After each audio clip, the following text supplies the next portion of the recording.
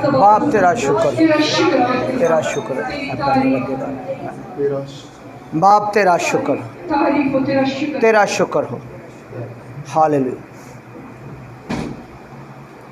मसीह यस्सु का फजल और वो सच्चाई जो मुजस्सम हुई हमारे दरमियान में, जिसको हमने गौर से देखा, जाना, समझा, और उस सच्चाई के लिए हम शुक्रगुजार हैं।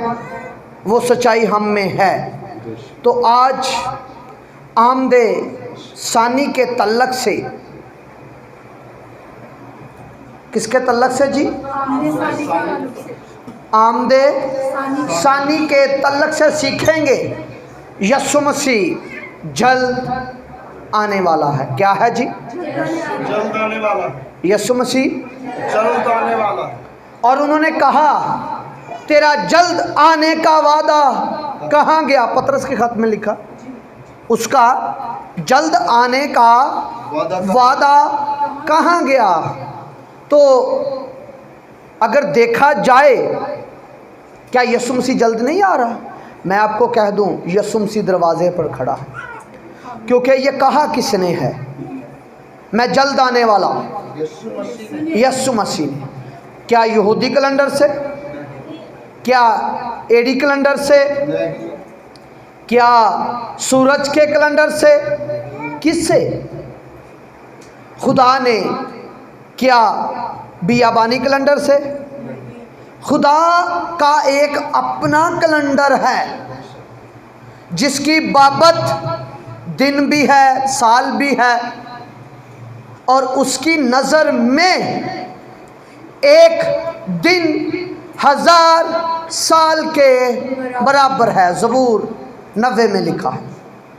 हिस्कियल 6 बाब और उसकी 6 आयत में लिखा है उसकी नज़र में एक दिन 1000 साल के बराबर है।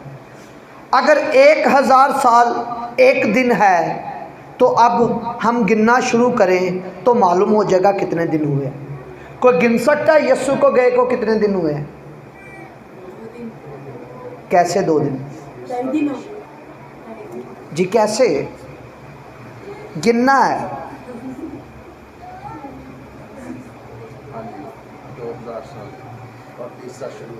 2000 साल अगर हो गए हैं तो 2 दिन हुए हैं।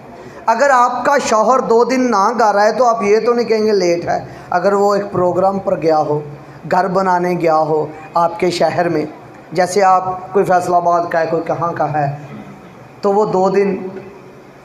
मिसेस कामरान, अगर शेहूपुरे ये घर बनाने के लिए 2 दिन लगाए तो देर है? नहीं। 7 प्रोग्राम घर बनाने का है। मैं जाता हूँ, मेरा जाना तुम्हारे लिए फायदामंद है और तुम्हारे लिए एक मददगार भी छोड़कर गया है, रुल कुद्दस। तो यीशु ने कहा अगर मेरे बाप के पास घर ना होते तो मैं तुम्हें कह देता। तो मुकाशवा की किताब में लिखा है मैं जल्द आने वाला हूँ। अभी 2 दिन हुए हैं। 2 दिन में लोगों ने कहना शुरू कर दिया उसका आने का वादा कहाँ गया? अभी 2 दिन हुए हैं जी। अगर 2000 साल हो गए हैं तो 2 दिन हुए हैं। अगर 2500 साल हो गए हैं तो फिर 2.5 दिन हुए हैं। तो 3 दिन में अगर शौहर वापस आ जाए अपनी दुल्हन को लेने तो कोई इतना ज़्यादा टाइम तो नहीं। जल्द आने वाला है। और जब आएगा, ज़मीन पर आएगा, रोज़े अज़ीम की आफत से पहले आएगा। रोज़े अज़ीम का नरसिंगा बजाया जाएगा, उससे पहले कलीसिया और दुल्हन उठाई जाएगी। फिर आपने सुना होगा इसकी तैयारी। क्या दुल्हन की तैयारी तो होनी चाहिए ना। आज हम सीखते हैं दुल्हन की तैयारी। पहले एक तलावत करेंगे इस नौजवान के साथ जी। लूका की मार्फत अंजील मुक़द्दस मैंने बोल दिया, और उसका बाप नंबर 8 18 सॉरी नहीं जी 8 है जी, बाब नंबर 18 और आयत नंबर है जी 8। और लूका जो था ना, ये रोशनी का रसूल था, इसने गैर कौमों के लिए रोशनी। लूका में आपको शरीयत का कोई हवाला नहीं मिलेगा, मिसाल तौर पर यहूदियों को तालीम देते हो, गैर कौमों। तो लूका जो है किसका है जी? रोशनी का रसूल। तो आप तक जो रोशनी पहुंचने वाली है वो क्या है? आपके लिए पैगाम क्या है जी? ये पैगाम सुनिए। हम किस बात पर सीखने लगे हैं जी? ज़रा बोलिए आप सभी। दुल्हन की, क्योंकि दूल्हा क्या है जी? जल्द आने वाला। आपका ईमान है जल्द आने वाला है? आपका, मेरा तो मान ये है वो दरवाजे पर खड़ा है। आमीन। मेरा क्या ईमान है? दरवाजे पर खड़ा है। लेने आ, परेशान होना छोड़ दे, आपका दूल्हा आ गया है जी आपको लेने। इसलिए आपने भी गाया भी है, खुश है। कैसे गाया था? तैयार खड़ी दुल्हन तेरी, तैयार खड़ी है, दुल्हन तेरी, तैयार खड़ी है दुल्हन तेरे लिए, तेरे लिए, तैयार खड़ी है दुल्हन। जरा दुल्हन एक दफा नारा लगाए, हम तैयार हैं, हम तैयार हैं, हम तैयार हैं, हम तैयार हैं। हालेलुया जी। अब जो तैयार है उसकी तैयारी देखने लगे हैं जी। मैं तुमसे सच कहता हूँ, मैं तुमसे सच कहता हूँ कि वो जल्द उनका इंसाफ करेगा। तो भी जब इब्ने आदम आएगा तो क्या ज़मीन पर ईमान पाएगा? आमीन। बैठ जाए। क्या उनका जल्द इंसाफ होगा? उनका क्या होगा जी? उनका जल्द इंसाफ होगा। किन का? जो रूहें मकाशफा छठे बाब में लिखा है, कह रही है खुदावंद हमारा इंसाफ करो। तो खुदावंद ने उनको कहा थोड़ी मुद्दत और बाकी है, थोड़ी मुद्दत और बाकी है, थोड़ी मुद्दत आराम करो। तुम्हारे भाई जैसे तुम शहीद, तुम्हारा उनमें उनका तुम में शुमार ना हो जाए। वो शहीदों का इंतज़ार कर रही हैं, खुदा भी शहीदों का इंतज़ार कर रहा है ताकि उन रूहों का इंसाफ हो सके। शहादत एक मकाम है, शहादत की तालीम अंजील मुकद्दस ने दी, किताब मुकद्दस ने दी। तो थोड़ी देर बाकी है, फौजें जमा हो रही हैं। किसी को पता है कहाँ? सराय सीना पर। जब तादाद भी मकाशफा की किताब में लिखी है 20 करोड़ कोई सीना पर, सराय सीना पर जब फौजें देखो 20 करोड़ तो समझना कलीसिया का उठाए जाने का वक्त आ गया। जब हुकूमतें एक हो जाएंगी, 10 हुकूमतें मिल जाएंगी, तो फिर क्या होगा? फौजें जमा होंगी। तो जब फौजें जमा होगी तो नरसिंगा बजाया जाएगा और कलीसिया उठा ली जाएगी। कैसे उठाई जाएगी? आग झपकते, आग झपकते ही कलीसिया उठाई लाएगी। जब कलीसिया उठाई जाएगी, कलीसिया को उठाना है। अब ये है जी, कलीसिया उठाई जाएगी जी। तो कलीसिया के पास जो टेस्टिंग है, कलीसिया को जिसको टेस्ट किया जाएगा, जो चेकर आएगा, चेकर आते हैं ना जी आपके दफ्तरों में, वो जो असूल कानून कायदे होते हैं, अगर उसके मुताबिक ना हो तो वो रद्द किए जाते हैं। ऐसा ही है ना जी, दफ्तरी असूल यही है ना जी। तो ऐसे ही जब इब्ने आदम आएगा आपकी चेकिंग के लिए और मेरी चेकिंग के लिए, मैंने एक जगह पर कहा हम दुल्हन को तैयार करने वाले हैं। हम क्या हैं जी?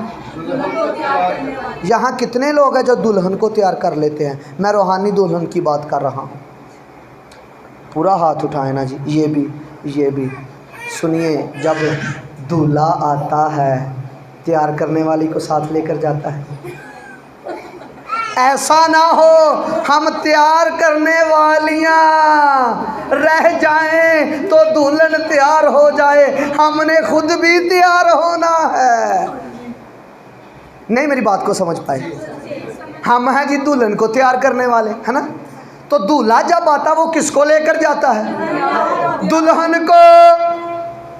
कभी तैयार करने वाली को लेकर गया? भाई बात ये है, तैयार करने वाली ने भी तैयार होना है, दूल्हा उसे भी लेकर जाए। ये ना हो हम तैयार करने वाले रहें और लिखा ना हम मैंने तेरे लिए मौजे किए, बदरूहें निकाले जैसे आपने निकाले, वो कह दे मेरी तुमसे।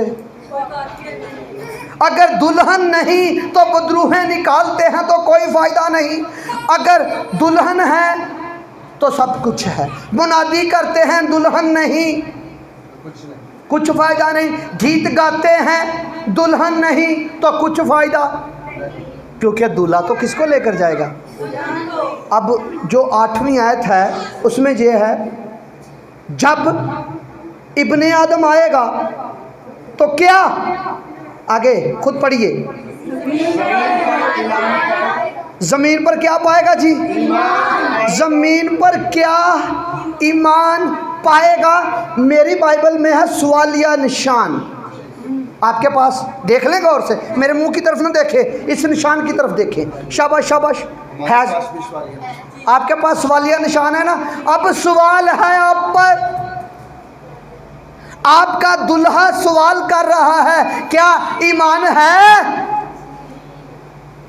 या टंडोरा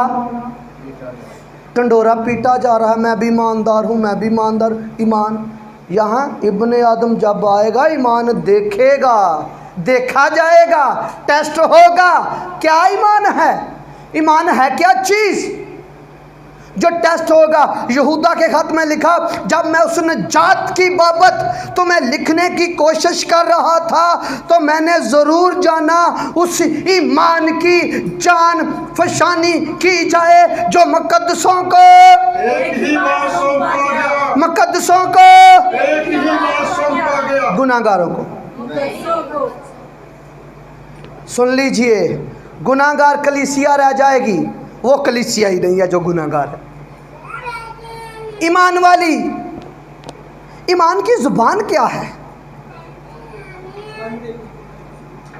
अनदेखी चीज़ों का सबूत। ईमान की जुबान क्या है? बोला जाता है। अगर आपकी जुबान में हर बात पर ना है ना है ना है, अगर बाप कह दे ये चीज़ ले, नहीं।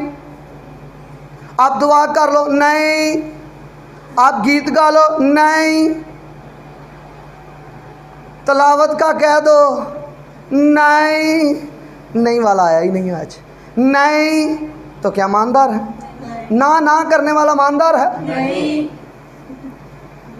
हर बात में ना, हर बात में ना, हर बात में ना, वो ईमानदार नहीं। ईमान टेस्ट होगा, ईमान देखा जाएगा। एक ईमान मुर्दा भी है, ईमान तो बदरूहों का भी है। लिखा वो खुदा पर ईमान रखती हैं और थरथराती और कांपती हैं। तो फिर आपका ईमान, उनका भी ईमान। बदरूहें कहती हैं, ए मसीह हमें वक्त से पहले अज़ाब में ना डालना। बदरूहें ये ही भी जानती है तू खुदा का बेटा है और हमें वक्त से पहले। अच्छा, जो खुदा का बेटा नहीं ना मानते उनसे बदरूहें कुछ अच्छी हैं। बेटा तो मानती है ना कामरान भाई, जो खुदा का बेटा नहीं मानते उन्हां नालों फिर कौन चंगियां जी? उन्हां नालों कौन चंगियां जी? क्यों कहंदियां ऐ खुदा के बेटे मसीह हमें वक्त से पहले अज़ाब में। अच्छा, उनको ये भी पता है मसीह अज़ाब में भी डाल सकता। ये तो ओनली जीज़स वालों को कहना पड़ेगा भाई। भाई आपसे तो अच्छी बदरूहें हैं, वो ये तो जानती हैं ना ये खुदा का बेटा है। आपके मसीही यहोवा विक्टर्स वाले दूसरे तीसरे ये खुदा के बेटे को नहीं मानते। और भी लोग हैं, नाम लेना ज़रूरी नहीं, समझ जाए आप, ठीक है जी। उनसे कौन अच्छी हैं? कुछ अच्छी हैं जो बेटे को तो जानती है ना जी। तो बात यह है जी, बेटा ईमान चेक करेगा। ईमान किस बात पर चेक करेगा? लिखा उसी ईमान के वसीला से मसीह हमारे दिलों में सकूनत करता है। चेक होगा, ईमान भी है। सुन लीजिए, शरीयत वाले भी, मुझे पता ये ऑनलाइन चल रहा है, तो शरीयत वाले भी, क्योंकि शरीयत में तो ईमान ही नहीं है, ईमान को शरीयत से कुछ वास्ता, शरीयत से पहले वाले भी ईमान से रास्तबाज, शरीयत वाले ईमान से नहीं है, वो काम से है। वो किससे हैं जी? काम से। तो फजल वाले किससे है? ईमान से।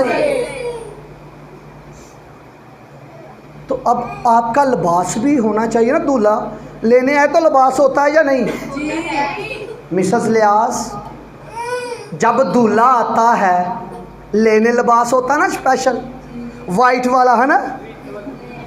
अब तो गैर कौमें भी वाइट सूट पहनना शुरू हो गए हैं, उसका नाम रीतवेल है जी। अब इस रूहानी दुल्हन का लिबास कौन सा, मुझे बताओ ज़रा। चलो मैं बताता हूँ आपको कौन सा है। मत्ती की तिलावत किसके पास है? आजा जल्दी मेरी थी, शाबाश। अगर मत्ती की तिलावत आपने लेनी है, मैंने ये रुख लिया है जी, सब बच्चों को तिलावत दी जाए ताकि इनकी आदत बने, हमने पब्लिक के सामने कलाम सुनाना है। मसीह में आप सबको सलाम। जिनके पास बाइबल मुकद्दस है वो मेरे साथ निकालिए मत्ती की अंजील, उसका बाब नंबर 22 और आयत नंबर 11 था 14। चलो पढ़ो। और जब बादशाह मेहमानों को देखने को अंदर आया तो उसने वहाँ एक आदमी को देखा जो शादी के लिबास में ना था, और उसने उससे कहा, मियाँ तू शादी की पोशाक पहने बगैर यहाँ क्यों कर आ गया? तू शादी की लिबास पहन कर बगैर शादी का लिबास नहीं पहना, तू यहाँ क्यों कर आ गया? तू क्यों कर आ गया? लेकिन अगे पढ़ दे, क्यों करके। ये नहीं कि तेनू कौन लैके आया, नहीं तो बंदे को बहाना आया सी, मैंने तो पादरी अफजल लैके आया, और को बहाना आया सी, मैंने तो लियास लैके आया, और को बहाना आया सी कामरान लैके आया। तो यसू बादशाह ने सवाल ही नहीं पूछा भाई तू लैके तेनू कौन आया है, क्यों कर आया? और कहता क्यों कर आया है, भाई लिबास तो बगैर तू किंज आ गया है। भाई लिबास तो बगैर ते तू आ ही नहीं सकता शादी ते, तू तो शादी च शामिल हो ही नहीं सकता। तू केड़े रस्ते थाई दी आया ही? अगर तू रस्ते से आता तो रस्ते पर लिबास वाले बैठे थे।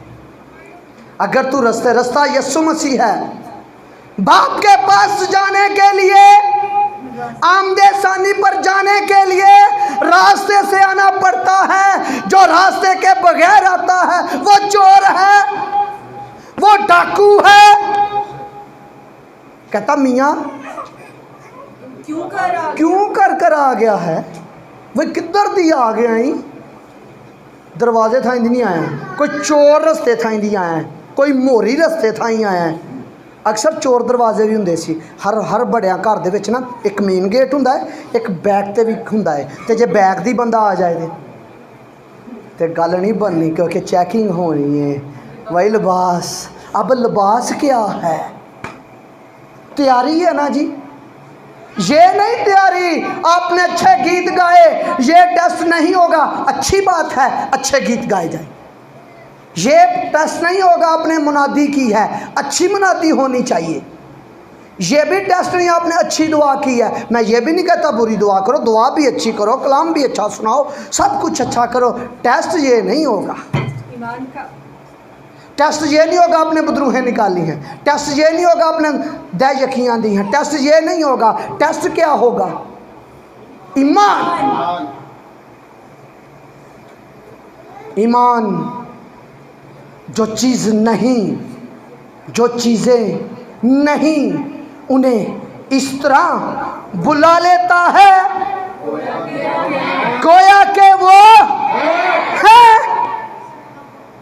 अब आपका लिबास अगर पहना हो तो आपको पता होना चाहिए, ना सीखा करो बाइबल। इसलिए मैं कहता हूँ इतवार की जो क्लास है ना, सभी आया करें क्लास को। इतवार की शाम को बाइबल क्लास होती है यहाँ। तो जब बाइबल क्लास में आएंगे आपको अपने लिबास का पता होगा, अपने लिबास की वैल्यू का पता होगा, आपको पता होगा लिबास के मैनी क्या हैं। यहाँ लिबास ही है, आगे ज़रा पढ़िए। लेकिन उसका मुंह बंद हो गया। इस पर बादशाह ने खादमों से कहा, उसके हाथ पांव बांध कर बाहर अंधेरे में डाल दो। वहाँ रोना और दांत पीसना होगा, क्योंकि बुलाए हुए बहुत हैं मगर बरगजीदा थोड़े। जी बैठ जाए जी। क्या किया? उसका मुंह वे किधर दी आया? अज भी पूछ लो वे जो कहना मैं दूल्हन है, तू किंज दूल्हन है? ते जे सही दूल्हन होएगी तो दस देगी भी मैं यस्सू था ही नहीं आई। ऐ मियाँ तेरा लिबास कहाँ है? अब मैं आपको लिबास बताने लगा हूँ जी। देखना है जी, जो आजकल की जो दुल्हन है, इस सियारे की दुल्हन है, वो वाइट लिबास पहनती, अच्छी बात है। आपका भी वाइट है कौन सा है? उसका नाम क्या है? ये जानना ज़रूरी है। ये आपको मकाशफा की किताब में मिलेगा। आपका लिबास कौन सा है जी? कामरान भाई आप खड़े हो जाएं जी। मकाशफा 19 बाब जी, मकाशफा की किताब है, उसका बाब नंबर 19 है और ऐप नंबर 8 से। बाब नंबर 19 ऐप नंबर 8। और उसको चमकदार और साफ महीन कतानी कपड़ा पहनने का इख्तियार दिया गया, क्योंकि महीन कतानी कपड़े से मुकद्दस लोगों की रास्तबाजी के काम मुराद है। कपड़ों से क्या मुराद है?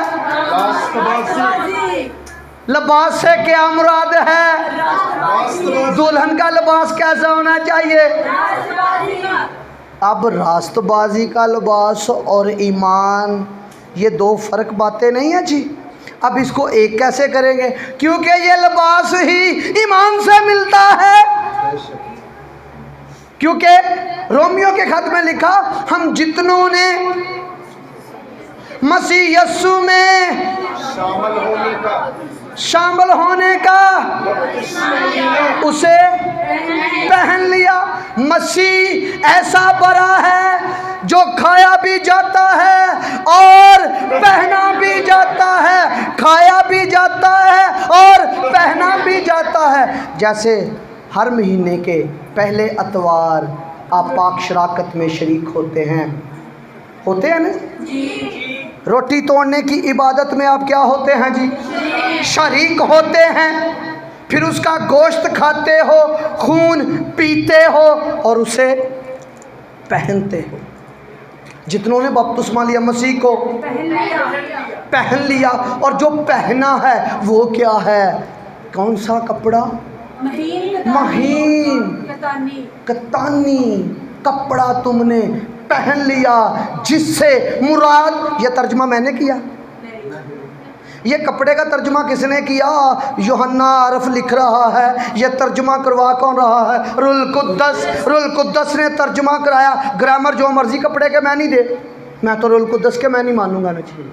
रुल कुद्दस कपड़े के मैनी से मुराद कहता है रास्तबाजी के काम।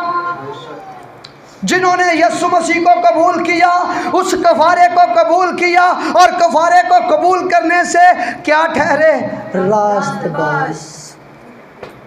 अगर आपका ये ईमान है, आप रास्तबाज हैं, तो आपका टेस्ट पास होगा। अगर आप कहते हैं हम गुनाहगारों के वास्ते ए हमारी माँ दुआ कर, तो फिर डाउट पड़ जाएगी, क्योंकि लिबास नहीं है रास्तबाजी का। रास्तबाजी का लिबास होना जरूरी है, शर्त है, देखा जाएगा वरना निकाल दिया जाएगा। और कहाँ फेंक दिया जाएगा? जहां रोना, जैसे रोना और दांतों का पीसना। खादमों को कहा जाएगा ना फेंक दो, तो वो भी फेंके जाएंगे खादम जिन्होंने लिबास दिलाया ही नहीं। होते ना दुल्हन के साथ लिबास दिलाने वाले। अभी हम भी शॉपिंग कर रहे थे, मैं और रोज़ा, एक दुल्हन की लिबास लिया, ये लिया, सारी चीज़ें, सारी कोई चीज़ रहने नहीं दी। ऐसे ही प्रीचर को भी, खादम को भी दुल्हन का कोई चीज़ रहने नहीं देनी चाहिए। दुल्हन को कोई चीज़, जैसे एक हमने बताया लिबास, लिबास क्या है जी? रास्तबाजी। तो रोमियो में लिखा है ना, तो मुफ्त, तीसरे बाब की 24 आयत, मुफ्त रास्तबाज है यस्सु पर ईमान लाने से। जब आप रास्तबाजी आपको दे दी गई, आप रास्तबाज बना दिए गए। कौन है? रोमियो 8वें बाब में, कौन है जो इन्हें मुजरम ठहराए, जिसको मैंने रास्तबाज ठहराया। रोमियो में जब आपको रास्तबाज बना दिया गया, तो फिर आप काम से रास्तबाज नहीं बने, आपको बना दिया गया है। हम रास्तबाज थे नहीं, रास्तबाज बना दिया गया है। रास्तबाज नहीं थे, रास्तबाज बना दिया गया था। जब रास्तबाज बना दिया गया, अब हमने रास्तबाजी के काम करना। शरीयत ने क्या किया? शरीयत ने यह था भाई पहले काम कर फिर तू रास्तबाज। फजल ने क्या किया? पहले हम रास्तबाज हैं, अब हमने रास्तबाजी के काम करने हैं। और जो रास्तबाजी के काम नहीं करता वो शरीर से है, और जो खुदा से पैदा हुआ वो रास्तबाजी के काम करता है। मैं चाहता हूँ हवाला पढ़ लेते हैं, रोज़ ये हवाला आप पढ़ेंगे। यूहन्ना की अंजील खत बाप नंबर है 3, आयत नंबर भी उनमें वेख के दस देना। मेरा ख्याल है, मैं चेक कर लेना। पहले यूहन्ना का पहला खत 9 तो नहीं पढ़ना, तुम 7 तो पढ़ो। वैसे 9 मैं कह रहा 7 तो पढ़ लो। ऐ बच्चों किसी के फरेब में ना आना। ऐ बच्चों किसी के फरेब में ना आना। ऐ बच्चों किसी के फरेब में ना आना। ये मैं, जो रास्तबाजी के काम करता है, जो रास्तबाजी के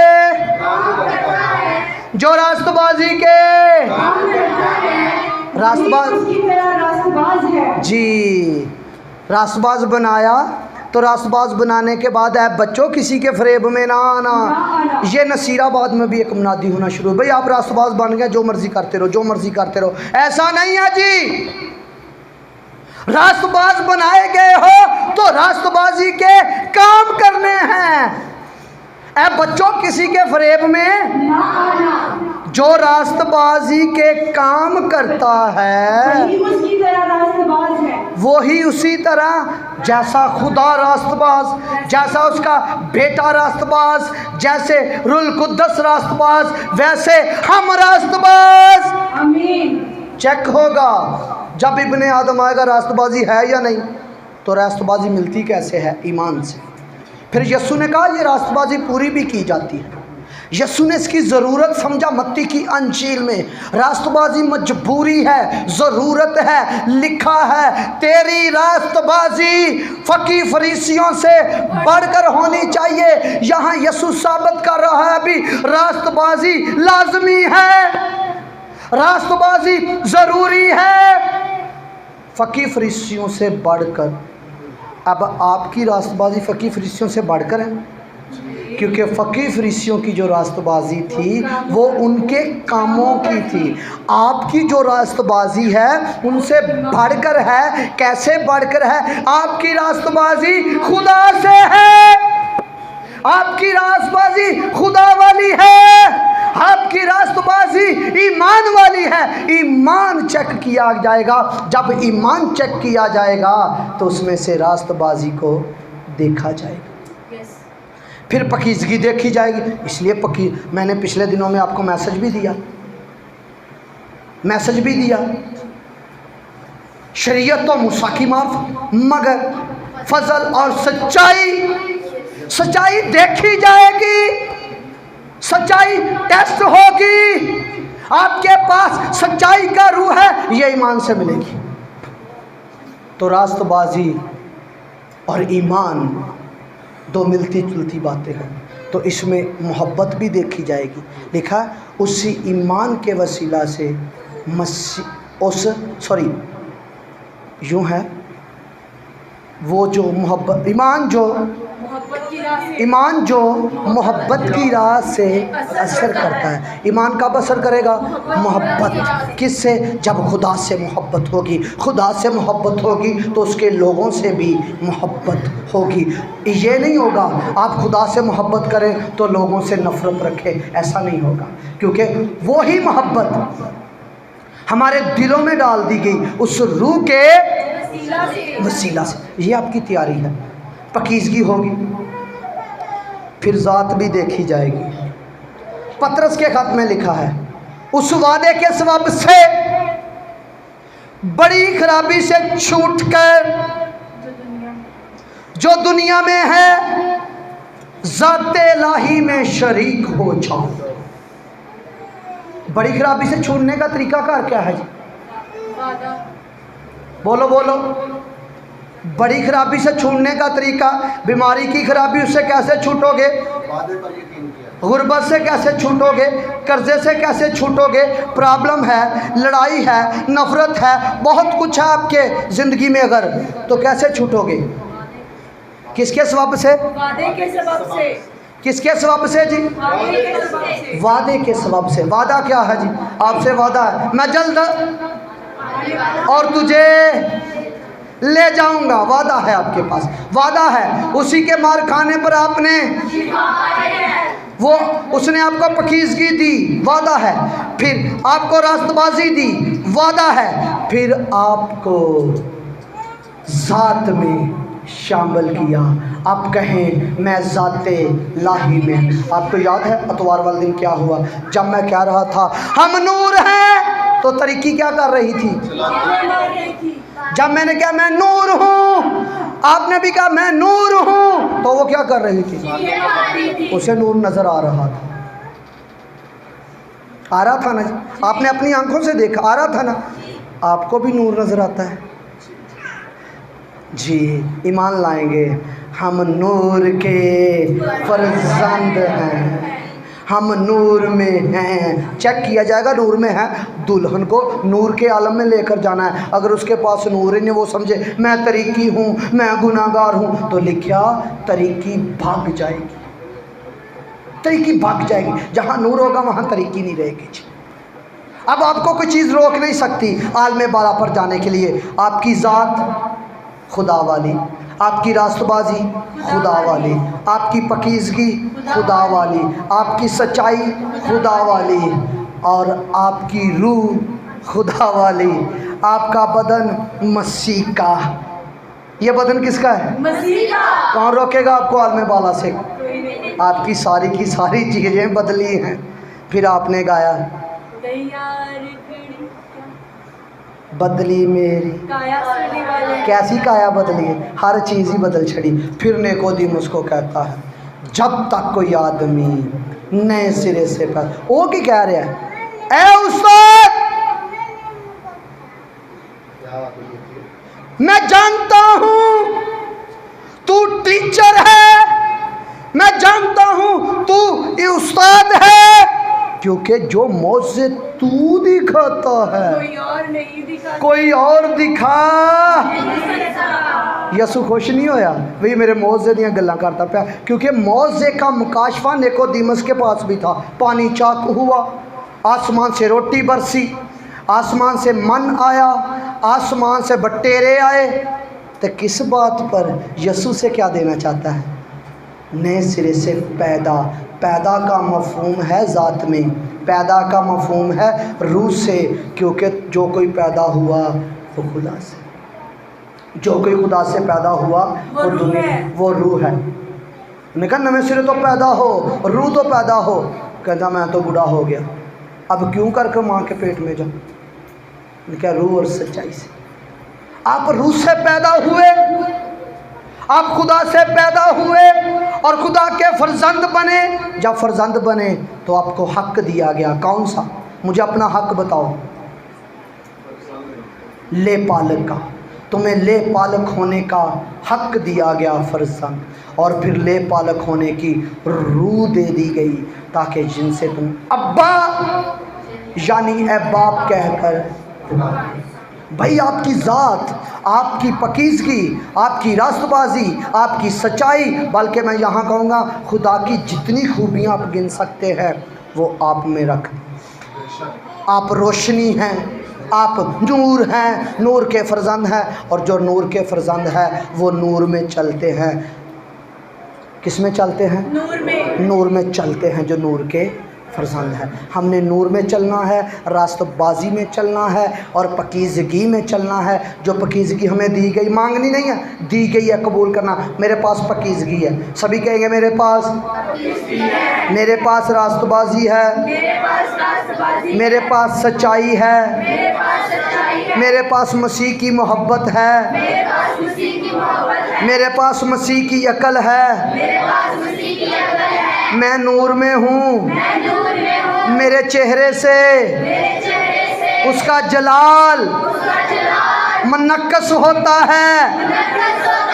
मैं यकीनी तौर पर इन बातों का दावा करता हूँ।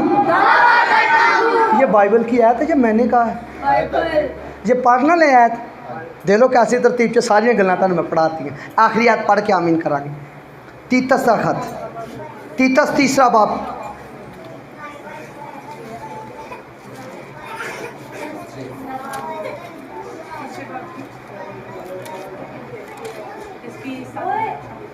उसकी 7वीं आयत जी, 8वीं है, 7वीं तो पढ़ लो, अच्छी गल है। कामरान भाई तुसी पढ़ो।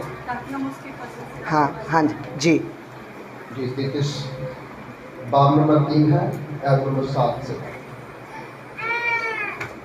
ताकि हम उसके फजल से रास्तबाज ठहर कर हमेशा की ज़िंदगी की उम्मीद के वारिस बने।